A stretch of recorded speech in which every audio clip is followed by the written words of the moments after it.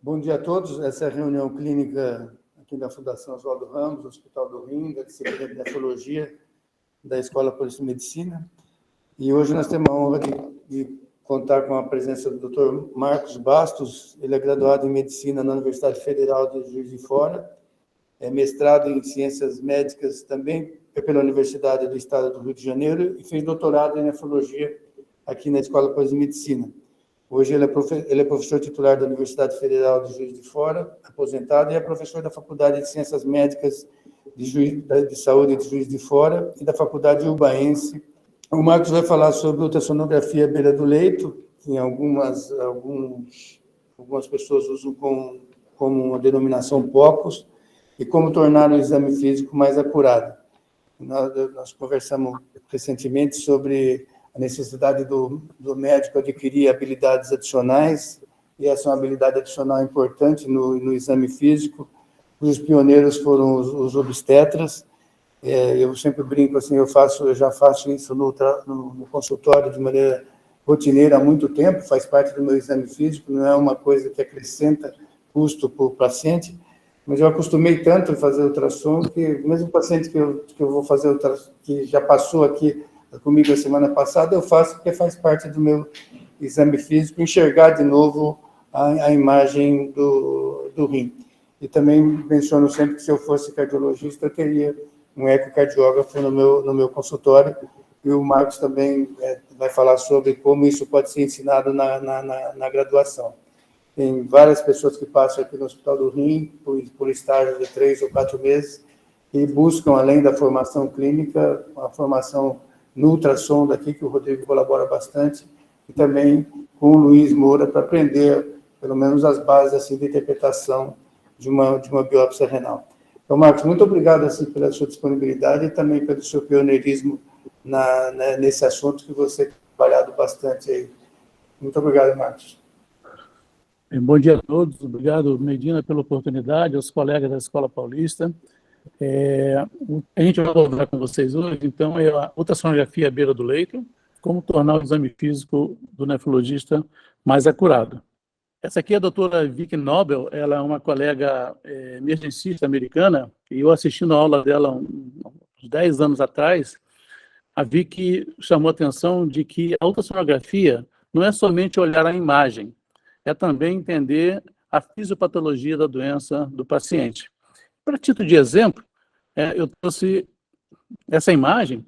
Essa é uma imagem de uma ultrassonografia focada do coração. Veja que eu não chamo isso de ecocardiografia, tá? Porque ecocardiografia, quem faz são nossos colegas ecocardiografistas. Isso aqui é uma ultrassonografia focada do coração. E aqui para identificar as estruturas para aqueles que ainda não estão habituados a interpretação da ultrassonografia cardíaca. Nós temos aqui o ventrículo direito, aqui é o septo, aqui é o ventrículo esquerdo, aqui é a parede posterior do ventrículo esquerdo, válvula mitral, aorta esquerda, a aorta com a válvula óssea, que não está aparecendo muito bem. Vocês vejam que eu tenho duas imagens anecoicas, ou seja, escuras, né? Tanto afastando o pericárdio visceral do pericárdio parietal, aqui na parede posterior do ventrículo esquerdo, e também aqui anterior ao ventrículo direito. Ou seja, isso aqui é um caso típico, né, de derrame pericárdico. Agora, vejam essa outra imagem.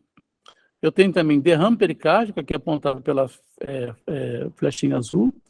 Só voltando aqui na figura anterior, observem que aqui eu estou com a válvula mitral aberta, consequentemente eu estou em diástole, e na diástole, tanto o ventrículo esquerdo como o ventrículo direito aumenta o seu diâmetro para receber sangue do átrio esquerdo e direito, respectivamente. Nessa outra figura, eu estou vendo aqui que o paciente também tem derrame pericárdico. Eu também estou vendo que a válvula mitral está aberta, o coração, o ventrículo esquerdo aumentou um pouquinho, mas veja o que aconteceu com o ventrículo direito. O ventrículo direito colapsou. E por que ele colapsou? Porque a pressão do saco pericárdico está muito maior do que a pressão no interior do ventrículo direito. Isso explica, então, por que o débito cardíaco do ventrículo direito diminui, menos sangue chega no átrio esquerdo, menos sangue do átrio esquerdo vai para o ventrículo esquerdo, menos sangue do ventrículo esquerdo para a circulação sistêmica, daí o paciente com tamponamento cardíaco, eles chocam. Então, quando eu vi isso, eu fiquei, assim, simplesmente né, apaixonado. Eu acho que aquilo ali, para mim, né, quando ela fez esse comentário, mostrou as imagens, eu fiquei extasiado, eu falei, eu tenho que aprender a fazer isso. E por que, então, a ultrassonografia point of care? Aqui é um dos aparelhos de ultrassonografia point of care, nesse caso, que é um ultrassom ultraportátil. Ela permite integrar conhecimento de anatomia, melhor entender a fisiologia, a fisiopatologia, realizar procedimentos invasivos de maneira mais segura. A ultrassonografia não é invasiva e, muito importante, não utiliza radiação ionizante. Daí você poder utilizar em crianças, mulheres grávidas, e eu vou tentar mostrar para vocês no final que ela permite melhorar a acurácia da anamnese do exame físico tradicional. Essa é a nossa agenda. Eu vou falar primeiro abordar o que é a POCS, a POCS como extensão do exame físico, a POCS no manejo do paciente, a POCS maior segurança nos procedimentos invasivos, e terminar com uma coisa que está me fascinando atualmente, é como melhor ensinar isso para os nossos alunos na graduação extensivo para os nossos residentes. Começando com o que é POCS, né? E aqui tem alguns sinônimos que vocês vão encontrar, tem gente que se refere como Point of Care Ultrasound, ou Clinical Ultrasound, Bedside Ultrasound, Emergency Ultrasound, e eu criei o meu, que eu acho que é o que mais expressa o que a gente vai falar aqui hoje, que é o exame físico estendido com insonação. Okay. Como é que é a nossa prática médica atual, né? Após uma história, um exame físico detalhado, acho que todos concordam que muitas vezes a gente continua na dúvida. A próxima etapa é o exame complementares. Entre os complementares de imagem, são exames dos mais solicitados. O médico faz a solicitação, geralmente uma ultrassonografia. Esse paciente tem que conseguir autorização para fazer esse exame, procura uma clínica de radiologia, é realizado o exame, laudado, ele vai ter que marcar a segunda consulta com o médico que o atendeu e, eventualmente, a gente chega no diagnóstico. E o que é o exame físico estendido com insonação? Na verdade, a gente pode sumarizar isso em 3 palavras que começam com a letra I, que é insonar, obter imagem, interpretar essa imagem obtida e integrar esse novo dado clínico com a história do exame físico que nós obtivemos anteriormente. Ou seja, voltando para o nosso slide anterior, após a história do exame físico, permanecendo ainda a dúvida, eu vou estender meu exame físico, e agora o médico que está atendendo o paciente vai obter a imagem, ou seja, ele vai insonar o paciente, ele vai interpretar a imagem, e agora vai contextualizar essa imagem, ou seja, integrar essa imagem com os dados que ele obteve anteriormente, e ali, à beira do leito, ele pode chegar ao diagnóstico do seu paciente. O Dr. Eugene Brown, que é um dos 5 maiores cardiologistas que nós tivemos no século passado, né, aos 90 anos, escreveu esse artigo aqui no JAMA, que vale a pena vocês lerem, né, e ele propõe, né, que chama atenção, né, que nós já temos 4 pilares do exame físico, que é a inspeção, palpação, percussão e a ausculta, e o Dr. Eugene agora está propondo a gente incluir um 5º pilar, que seria a insonação. Então, como eu falei para vocês, o que a gente está discutindo aqui, gente, não é a ultrassonografia como exame complementar. Nós estamos discutindo aqui a ultrassonografia como exame físico, né, no caso, sonando o nosso paciente. E nesse artigo, os autores chamam a atenção que a prática da ultrassonografia point of care é uma habilidade baseada em competência, muito semelhante à leitura do eletrocardiograma ou à realização de procedimentos, daí não necessitar de certificação. E a pergunta poderia ser, mas isso seria específico para uma determinada especialidade? E nessa revisão do New England, que eu acho que também vale a pena ser lida, né? O Dr. Moore, ele faz uma grande revisão sobre a ultrassonografia nessa ótica do point of care, com esse uso de point of care, e já menciona a nossa especialidade, a nefrologia. Mas na nefrologia, o único exemplo que ele dá é usar ultrassom apenas para o acesso vascular para diálise. E hoje a gente sabe que a gente pode usar para outras avaliações na nefrologia.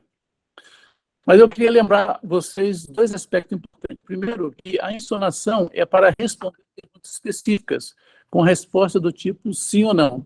Por exemplo, aquele jovem que chega para você com dor lombar, que você está na dúvida se ele tem hidronefrose, para tentar afirmar um diagnóstico de litise, a hidronefrose está presente? Sim ou não? É isso que eu tenho que responder. E a outra aspecto importante é mencionar que a insonação é para confirmar diagnóstico e não para excluir diagnóstico. Ou seja, se você está diante de um paciente em que você tem uma hipótese diagnóstica muito importante. Você faz o exame, obtém a imagem, né, em sono, o paciente não consegue a imagem que vai te permitir confirmar aquele diagnóstico, tem várias possibilidades. Uma delas é que você não conseguiu uma boa imagem, seu aparelho não está te fornecendo uma imagem de boa qualidade. É possível que você vai precisar de um outro método de imagem, ou seja, eu não tenho nenhum problema em encaminhar esse paciente para ser melhor avaliado com nossos colegas da radiologia. E será que, que os médicos têm interesse em sonar seus pacientes? E esse é um levantamento que nós fizemos em 2020, nós conseguimos que dos 517 colegas nossos nefrologistas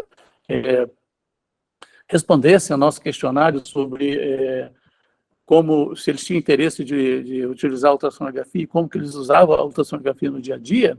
E veja bem, 95% dos colegas expressaram interesse em utilizar a ultrassonografia. Mas se 95% tem interesse em utilizar e a gente só tem uma minoria de colegas que utiliza, quais são essas barreiras para o ensino da ultrassonografia na medicina? E olha, quando a gente fez a pergunta, durante a sua formação em nefrologia, você teve a oportunidade de realizar ultrassonografia? 36% tiveram.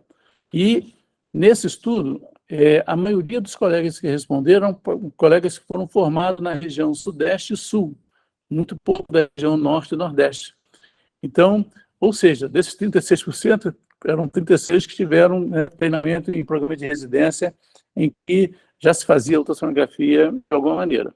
E quando nós perguntamos se havia algum preceptor com experiência na realização da ultrassonografia, na residência, especialização ou estágio de nefrologia, e novamente, né, somente 30% responderam que tinham preceptores que poderiam, ou que, né, tinham habilidade para ensiná-los.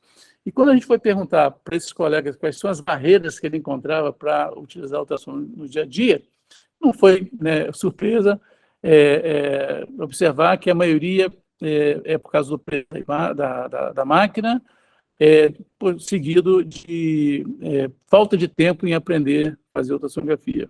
Mas olha só, gente, só uma minoria dos nossos colegas que não tem interesse em aprender sobre ultrassonografia. Uma minoria ainda também pensa que isso aí pode aumentar o seu tempo de consulta, né, que vai, né, atrasar suas consultas, né? E cerca de 7% achava, quando a resposta é que isso era um procedimento de difícil realização. Em suma, a insonação não é competição, e sim a extensão do exame físico. Bem, vamos passar para o segundo tópico da nossa agenda, que é a ultrassonografia como extensão do exame físico. E eu queria começar, para efeito de contextualização, com esse caso clínico, eu acho que todos concordam que é o nosso dia a dia na nefrologia. Paciente com doença renal crônica, idoso, diabético, insuficiência cardíaca, DPOC, com um quadro de tosse e dispneia há 3 dias, que piora com exercício físico e melhora com repouso. Segundo o paciente, ele mantém o uso regular dos seus medicamentos prescritos, nega dor torácica e edema, e seus sinais vitais estão ok, talvez com a pressão um pouquinho acima do recomendado para a sua faixa etária, mas um bom estado geral, ritmo cardíaco em 2 tempos, sem sopros, pulmões foi interrogados, estertores basais, um abdômen sem anormalidade, inclusive sem hepatomegalia e também sem edema. E aí, se a gente for ver essa revisão do JAMA, né, que eu acho muito interessante, ela fala o seguinte, que o paciente com dispneia que se apresenta no pronto-socorro sem uma causa óbvia para dispneia tem cerca de 50% de probabilidade da disfunção do ventrículo esquerdo. Mas aí você podia falar, mas o exame cardiopulmonar desse paciente está praticamente normal. E aqui eu queria trazer para vocês essa revisão que foi feita, né, e que os autores fizeram um sumário da acurácia diagnóstica dos achados, sintomas e exame físico para a presença de hipervolemia em paciente com dispneia. Gente, presta atenção. Olha a sensibilidade de sintomas e dos sinais que a gente normalmente utiliza para identificar pacientes que tenham, né, quadros de hipervolemia tão comum na nefrologia. Olha a razão de verossimilhança positiva, lembrando que um sinal ou um sintoma com uma boa razão de verossimilhança é um valor de 10 ou acima de 10, e o negativo, né, que exclui o diagnóstico, seria em torno de 0, 1. Olha só como é que é extremamente inadequado. E aí, então, isso nos leva a perguntar assim, seria possível, nesse caso, estender o exame físico e tentar melhorar o exame físico desse paciente? Então, voltando ao nosso paciente, eu vou mostrar para vocês, por exemplo, os achados nesse paciente da ultrassonografia ou da insonância focada do coração desse paciente, usando uma janela cardíaca, tá? Então, nessa janela cardíaca, a sonda é colocada na região parasternal, o paciente em decúbito lateral esquerdo, com a marquinha da sonda apontada para o ombro direito do paciente. Então, é um corte longitudinal, né, um plano longitudinal do coração, e é isso que a gente vai ver. Como é que essa imagem aparece no ultrassom? Então, tem aqui, ó, ventrículo direito, septo, ventrículo esquerdo, parede posterior do ventrículo esquerdo, válvula mitral, átrio esquerdo, aorta ascendente, válvula aórtica e aorta descendente. E o que eu tenho nessa imagem que me fala que esse coração é um coração normal? Olha como é que é simples, é uma avaliação qualitativa. Se vocês observarem a diferença do diâmetro do ventrículo esquerdo em sístole e diástole, se vocês observarem o espessamento da parede posterior do ventrículo esquerdo e do septo em sístole e diástole, lembrando que músculo saudável ele engrossa quando ele contrai. E se vocês observarem o deslocamento do folheto anterior da válvula mitral em relação ao septo, e quanto mais esse folheto se aproximar do septo, melhor a função sistólica, vocês podem ver que esse paciente aqui tranquilamente tem uma fração de ejeção em torno de 55%, 60% normal. E o que foi encontrado no nosso paciente? Olha só, um ventrículo esquerdo que praticamente não altera o seu diâmetro em sístole diástole. Uma parede posterior do ventrículo esquerdo e septo que praticamente não engrossam na sístole. E olha a limitação importante do deslocamento do folheto anterior da válvula mitral em relação ao septo. Ou seja, baseado nesse achado, já posso falar que meu paciente tem uma importante disfunção de ventrículo esquerdo. Disfunção sistólica do ventrículo esquerdo. Mas a gente pode avançar, porque se o nosso paciente está com dispneia de esforço, é possível, né, que exista aumento da pressão diastólica final do ventrículo esquerdo, que está se transmitindo retrogradamente para o átrio esquerdo, perdão, e, por consequência, na área arterial pulmonar. A gente pode avaliar isso com ultrassonografia pulmonar. Quando eu insono uma área do pulmão aerado, a imagem que eu vou obter é essa. Aqui é a sonda encostada na pele, aqui eu tenho a costela sombra acústica, essa linha branca aqui, ó, a primeira linha branca é o encontro da pleura visceral com a pleura parietal, e vejam que nós temos aqui agora um artefato de reverberação, que são essas linhas brancas semelhantes à linha pleural, né, ao longo da profundidade do pulmão. A gente sabe que a gente só tem pleura na superfície do pulmão, e não profundamente no pulmão. Essas linhas brancas, paralelas à linha pleural, é conhecida como linha A. Linha A significa ar no pulmão. Por outro lado, se agora o paciente, né, o pulmão desse paciente encharca de água, um grande edema pulmonar, e se eu insonar essa região, a imagem que eu vou ter é de um outro artefato. Então, novamente, aqui a sonda encostada na pele, costela sombra acústica, aqui a linha pleural, e agora eu estou vendo essas linhas brancas verticais, hiperecogênicas, branquinhas, né, que movimentam com a respiração, apagam completamente a linha A, certo?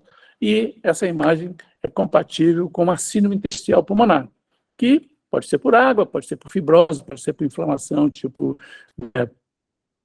COVID, mas o mais frequente que a gente encontra é no paciente com edema agudo de pulmão. Linhas B significa aumento da pressão diastólica final do ventrículo esquerdo, consequentemente aumento de pressão no átrio esquerdo, e isso transmite então para a área, para os vasos pulmonares, com extravasamento causando então essa síndrome intersticial. Linhas B são importantes porque ela me avalia coração esquerdo, ventrículo esquerdo, tá? E como é que eu avalio o ventrículo direito? Não sei se vocês lembram, né? A principal causa de descompensação do ventrículo direito são as disfunções do ventrículo esquerdo. Então, como é que eu avalio o ventrículo direito dos pacientes? Tá? Fazendo a ultrassonografia da via cava, que é uma via cava normal. Aqui é a via cava, penetrando no átrio direito, aqui é a válvula tricúspide. Uma via cava normal, ela tem um diâmetro menor do que 2 centímetros, e na inspiração, ela diminui esse diâmetro em mais de 50%. O que foi encontrado no nosso paciente? Lembra, nosso paciente está com aumento de pressão no ato direito, ato esquerdo, que se transmitiu para a área pulmonar e que agora está se transmitindo para o ventrículo direito e para o ato direito. Então, o ato direito, né, com aumento de pressão, está dificultando o retorno venoso pela veia cava para o ato direito.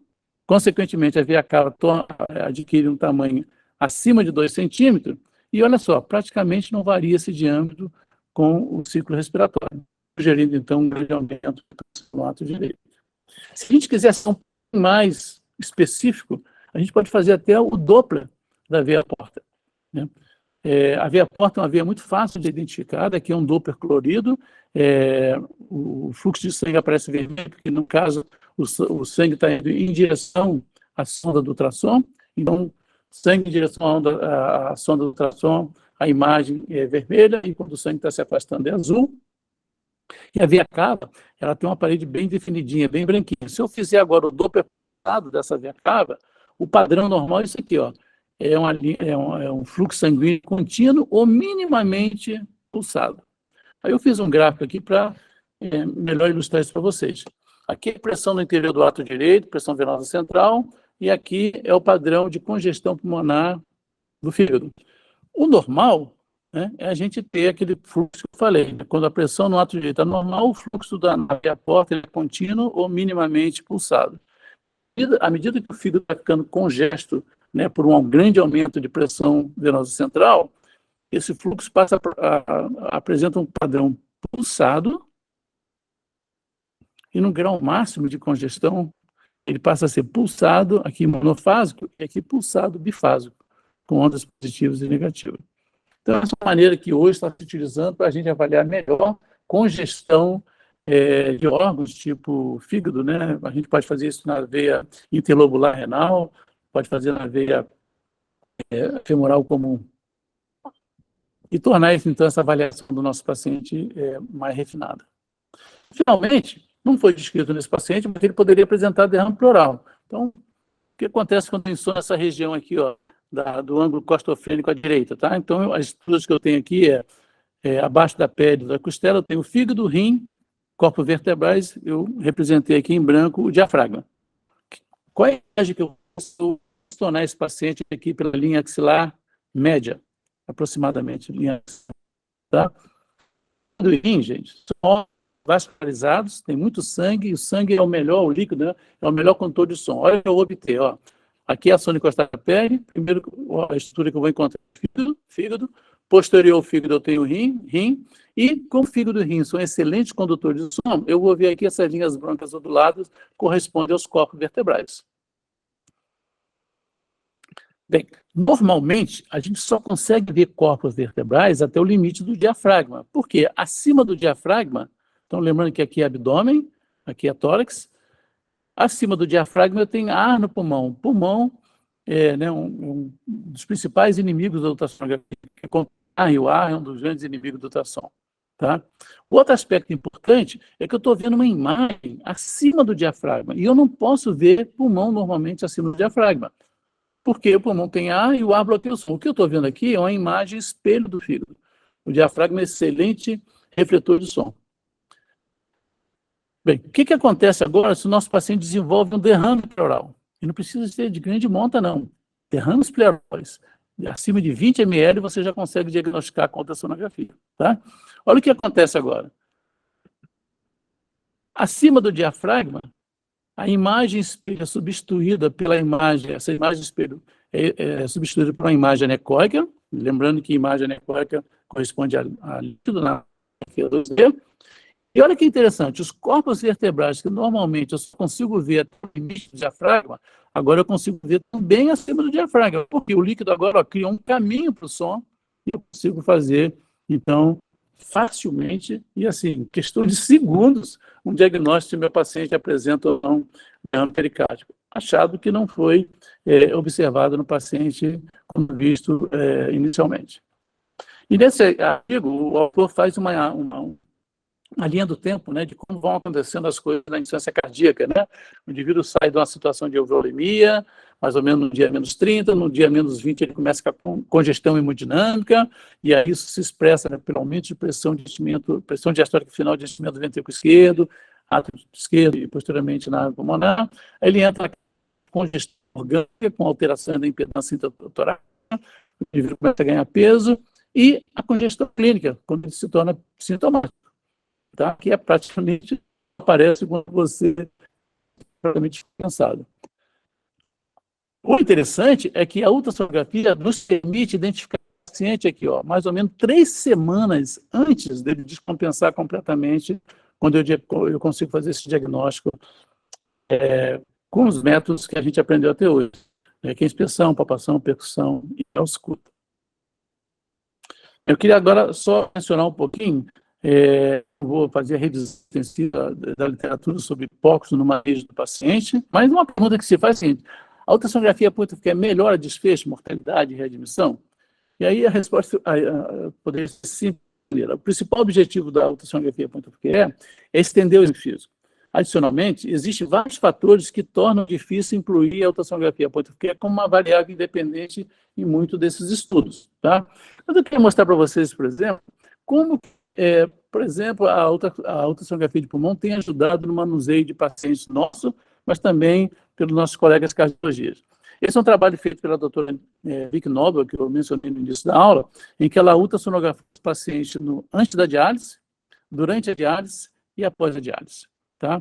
E ela expressou o número de linhas B para o paciente como 100%. Então, por exemplo, se tivesse 20 linhas B, seria 100%. Se tinha 50 linhas B, também tinha 100%. E olha o que ela observou. À medida que a diálise ia se desenvolvendo e que ia havendo remoção de líquido na diálise, aqui uma relação com o volume de líquido retirado, as linhas B desaparecem. Ou seja, elas são extremamente dinâmicas, isso acontece em 3, 4 horas de diálise. E aqui eu fiz uma representação de vocês, como é que isso seria apresentado em imagens. Né? Aqui, por exemplo, o paciente está cheio de linha B antes da diálise. À medida que eu vou tirando o líquido, vai diminuindo o número de linhas B. Aqui o número de linhas B está dentro da normalidade, e o normal de linhas B até 2 a 3 linhas, 1 a 2 linhas B entre 2 costelas. Tá? E, finalmente, o paciente, no final da diálise, quando você retira uma grande quantidade de água, ele volta para o seu peso seco, volta a apresentar aquele padrão de pulmão aerado, que é baseado nas linhas A. O doutor Zoccali e o seu grupo fez um estudo na Itália, em que eles compararam o paciente com um número, entre aspas, normal de linha B, com um número aumentado de linha B, e mostraram que quanto mais linha B os pacientes apresentam, né, aumenta a mortalidade por todas as causas, ao longo do tempo de acompanhamento, bem como os eventos cardíacos fatais e não fatais. Quanto mais linhas B o paciente apresenta, mais congestão pulmonar, maior eventos cardíacos fatais e não fatais. Os nossos colegas da cardiologia não são bobos e começaram a fazer isso também, avaliar o uso da furosemida. Então, aqui, paciente com insuficiência cardíaca, antes do tratamento, que o número de linha B, antes do tratamento com furosemida e após o tratamento com furosemida. A doutora Luna Gargani, que é uma médica italiana, né, estudiosa e apologista da ultrassonografia pulmonar na cardiologia, também mostrou o seguinte, que quando da alta dos pacientes dela, aqueles pacientes que apresentavam mais linhas B, aqui em vermelho, tinham mais chance de reinternar 3 meses após a alta do que os pacientes que apresentavam menos linhas B. E nesse outro trabalho, os autores acompanhavam pacientes com insuficiência cardíaca ambulatorialmente e observaram que aqueles que tinham mais linhas B também internavam mais frequentemente por edema agudo de pulmão. Em suma, né, a insonação ela nos permite integrar conhecimento e auxiliar no manejo clínico dos nossos pacientes.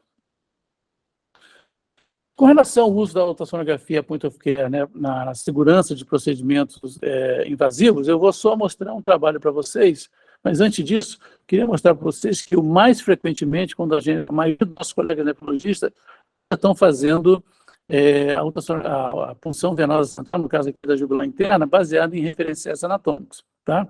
Eu tenho um colega, né, o Rogério, que fala que ele já passou mais de 1000, nunca teve nenhum problema. Qual é o problema de vocês fazerem isso guiado por referenciais anatômicas? A gente parte de um princípio que a gente aprendeu na anatomia, que a via jugular interna ela é anterior e lateral à carótida. O problema é que estudos de anatomia já mostraram que cerca de 30% dos pacientes das CROPs, né, a jugular interna não está nessa posição ideal. ela pode, inclusive, estar anterior ou posterior à carótida, certo? Bem, isso eventualmente leva a uma situação igual essa aqui, né? Cada pontinho desse aqui é um furo tentado por esse colega e vocês vejam que ele está completamente perdido na punção da jugular interna do paciente. Isso, inclusive, aqui na ultrassonografia, a gente deu até um apelido, né, para esse sinal clínico, que é o sinal do chuveiro Lorenzetti, né? Parece até aqueles furinhos do chuveiro Lorenzetti. Eu acho que vocês concordariam comigo que seria muito mais seguro se eu insonasse esse paciente, observasse a posição exata da via jugular e agora, com a sondinha de ultrassom, guiar o procedimento. Está aqui a agulha sendo introduzida pela lateral da sonda, e aqui a gente pode acompanhar o trajeto da agulha da pele até o interior da via jugular. Aqui está a jugular, aqui está a carótida, ou seja, a chance de eu causar um acidente de punção nessa situação, gente, é mínima, ou seja, um procedimento muito mais seguro para o nosso paciente e para os nossos colegas médicos. Bem, essa revisão, eu trouxe essa revisão para mostrar para vocês, tá, em que eles avaliaram 26 estudos envolvendo 4.185 procedimentos de punção venosa, tanto da jugular interna como da subclávio e da veia femoral, comparando a técnica baseada em referência anatômica e a técnica guiada pela ultrassonografia. E vejo que eles observaram, né, que, em termos de insucesso de canulação, foi menor com a ultrassonografia comparado à técnica de referenciais anatômicos. Da mesma maneira, punção arterial, acidente de punção de artéria, foi menos frequente com a ultrassonografia comparado à técnica de referenciais anatômicos. Hematoma, mesma coisa, pneumotórax e hemotórax. Ou seja, guiar esse procedimento com ultrassonografia, né, torna o procedimento, no caso aqui, acesso vascular muito mais seguro. Tenho certeza que se a gente fizer isso na biópsia renal, o resultado seria o mesmo. Ou seja, a POX propicia a realização mais segura de procedimentos invasivos. E eu queria terminar com esse assunto aqui, que eu acho muito importante, até porque, com certeza, vocês já estão fazendo isso aí na escola, né? E eu queria colocar a minha experiência de como, o que estou fazendo para ensinar meus alunos na graduação.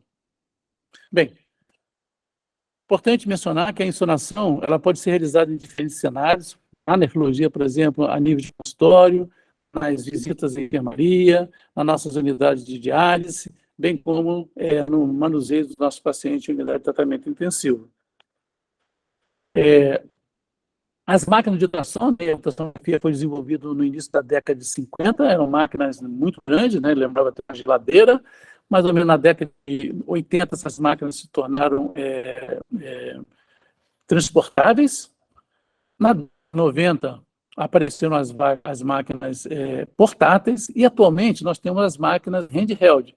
E aqui eu listei para vocês várias máquinas handheld que nós temos, as mais famosas, tá? E que tem, na minha opinião, melhor avaliação de imagem. Tá? E, juntamente com essas máquinas handheld, né, em que a imagem é vista no seu celular, o que aconteceu com o preço das máquinas? No início da ultrassonografia atualmente, nesse preço despencou, sendo que hoje no mercado nós temos uma máquina que custa $2.400, $450. Então, olha só, agora a gente, como eu estava falando, a gente pode fazer isso com aulas presenciais ou videoaulas disponibilizadas previamente para os nossos alunos. O ideal é a gente manter uma relação de uma máquina de ultrassom, um preceptor para 3 a 4 alunos, ou seja, um treinamento prático presencial. Ele pode ser feito à distância, como eu mostrei aqui, essa parturiente obtendo uma imagem no interior da África lá, encaminhando essa imagem para os Estados Unidos, e a pessoa que a treinou vai avaliar o que ela está fazendo e, eventualmente, ajudá-la a manusear a máquina para melhorar a imagem, ou então usando esse software aqui, né, que ele projeta uma imagem do corpo humano na máquina, e aí aqui do lado aparece a estrutura que você está avaliando, e mexendo com essa sondinha aqui, né, que vem com o aparelho, você simula, então, a realização do ultrassom do seu paciente. Só lembrar que a inovação protege a legislação e a tecnologia educacional incluída é introduzida e estabelecida antes que as diretrizes para o seu uso sejam desenvolvidas.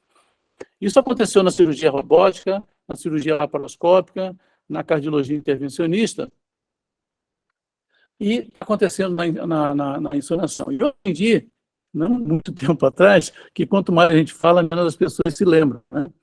E aí eu queria remeter a vocês, lembrar rapidamente, não sei se vocês conhecem essa teoria da carga cognitiva, é uma teoria que foi proposta por esse australiano, um psicólogo australiano, o Dr. John Swell. Ele fala que nós temos dois tipos de memória, uma memória a longo prazo e uma memória de trabalho. O problema da nossa memória de trabalho é que ela é muito curtinha, nós não temos memória para guardar muito conhecimento quando eles são apresentados de maneira em grande quantidade.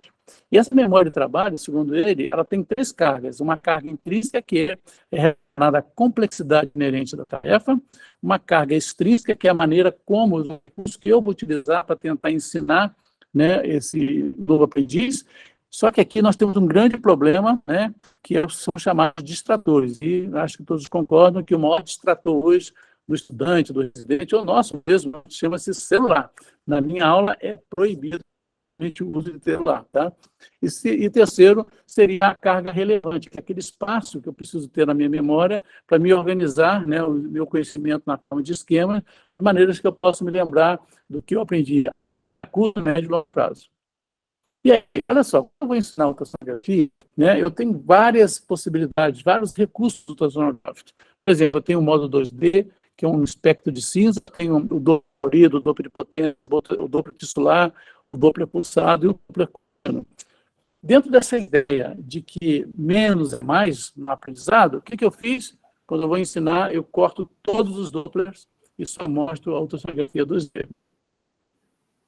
Por exemplo, quando eu estou ensinando a diagnóstico de disfunção sistólica do ventrículo esquerdo, né, eu posso fazer essa avaliação, a janela parasternal eixo longo, que eu mostrei para você, a janela parasternal eixo curto, a janela apical ou a subcostal, que na verdade é a janela de urgência. O que eu faço? Divido as três janelas e vou abordar só essa avaliação com a janela parasternal eixo longo. E, né, essa frase não é atual, né, é fazendo que se aprende aquilo que se deve aprender a fazer, né? E aí, estou usando atualmente essa abordagem aqui, que é a abordagem que desenvolveu pelo cirurgião, Dr. Peyton, que é uma abordagem em 4 etapas. Então, ó, o que eu ensino atualmente é a parte prática. Primeiro eu faço uma demonstração do que eu vou fazer, eu não falo nada. Depois eu repito essa demonstração narrando passo a passo do que eu estou fazendo. Terceiro, os alunos, né, geralmente 1 ou 3 alunos, no máximo 4, eles têm que narrar para mim realizar as etapas. E, finalmente, o aluno ele tem que realizar as etapas narrando o que ele está fazendo. E aqui é só para mostrar para vocês, isso aqui não é nenhum estudo, mas eu fiz essa avaliação com a primeira turma que eu fiz abordei os tópicos de ultrassonografia aqui no 11º período. Eu tenho 8 encontros com eles, uma abordagem cognitiva antes e após o nosso treinamento. E olha só, eu nunca tinha visto isso, tá, gente? Em termos só de abordagem cognitiva, eu não fiz uma abordagem de habilidade, não, tá? Mas olha só, houve uma melhora importante. E quando eu perguntei para ele sobre o que a gente estava oferecendo, se ele gostava ou não, até para responder a colega que fez aquela pergunta de como que você atende esses estudantes, olha só, o que é utilizado é adequado para permitir a visualização? Só chamar a atenção que esse aparelho é o meu aparelho, eu comprei esse aparelho, tá? A faculdade não me disponibiliza um aparelho, então eu trago o meu. Os tópicos de ultrassonografia são bem dispostos e estruturados na avaliação deles. A teoria e prática sobre os tópicos abordados estão bem combinadas. Os tópicos de ultrassom abordados são relevantes para a prática médica. Os tópicos são apresentados de forma clara. O número de participantes nas aulas é adequado, então eles concordam que o número pequeno é a melhor maneira de aprender. Esse aqui é muito importante, ter mais aulas permitiria ampliar o aprendizado de ultrassonografia. O professor demonstra domínio sobre o conteúdo apresentado, só chamar a atenção que eles não se identificaram, tá? Isso aí é anônimo, então não tinha perigo de eu dar nota ruim para quem me avaliasse mal. O professor demonstra entusiasmo sobre o conteúdo apresentado, e isso aí eu faço questão de mostrar para eles, e a relação entre professor e aluno foi proveitosa. Gente, a gente já tem diretrizes tanto para o formado, né, de ultrassonografia, de como estabelecer o currículo e ensinar a ultrassonografia para o aluno residente. E nesse documento aqui que eu tive, né, a honra de participar, né, nós participamos do Consenso Internacional, em que foi avaliado como era ensinado a ultrassonografia em diferentes países, diferentes continentes, né?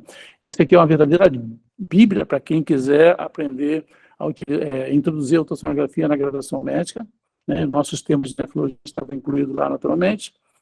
E eu queria terminar dizendo que a disponibilidade de ultrassom handheld permite a instalação dos diferentes ambientes de atuação do nefrologista, no treinamento prático ideal, que seria uma máquina, um preceptor, e no máximo 3 a 4 participantes, se puder ser individual, melhor ainda.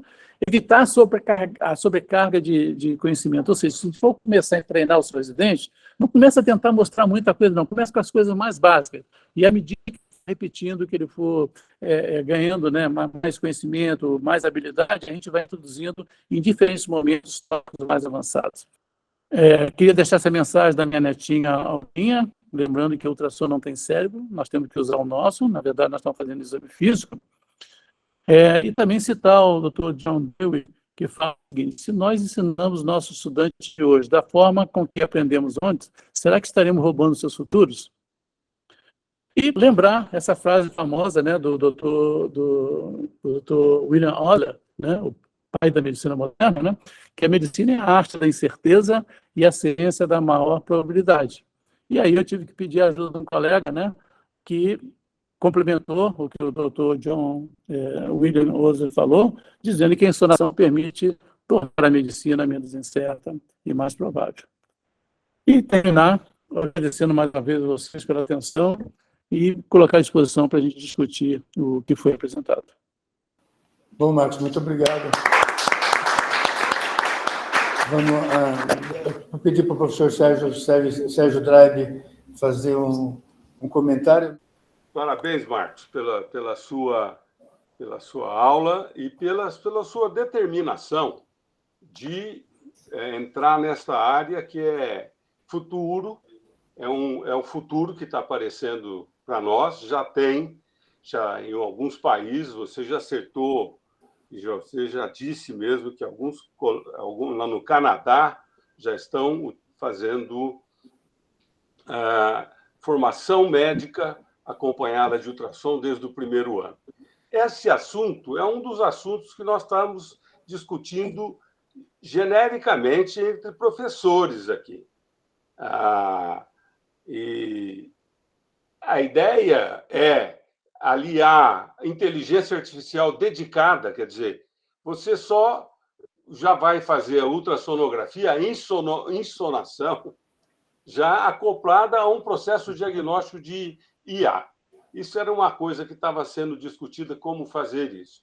Ninguém sabe como vai ser o médico do futuro, mas eu, particularmente, agora é uma opinião minha para fazer a pergunta, você não acha que o médico do futuro é um clínico geral que sabe usar ultrassom antes de mandar para um especialista? E que a função de uma universidade na graduação é formar um médico clínico geral com uma baita formação básica e ultrassonografia? Com certeza, Sérgio, é isso que a gente está tentando. O problema disso, Sérgio, que eu tenho mais dificuldade aqui, cara, é que a resistência dos colegas para novos conhecimentos. Muita gente se acomodou naquela sua área na sua área de atuação. Por exemplo, até hoje, tem colegas da pneumologia que não fazem e são contra a utilização do ultrassom de pulmão, cara. Rapaz, é um dos maiores utilização da ultrassonografia atualmente, tanto na emergência como na urgência, e na clínica, é a ultrassonografia de pulmão, cara.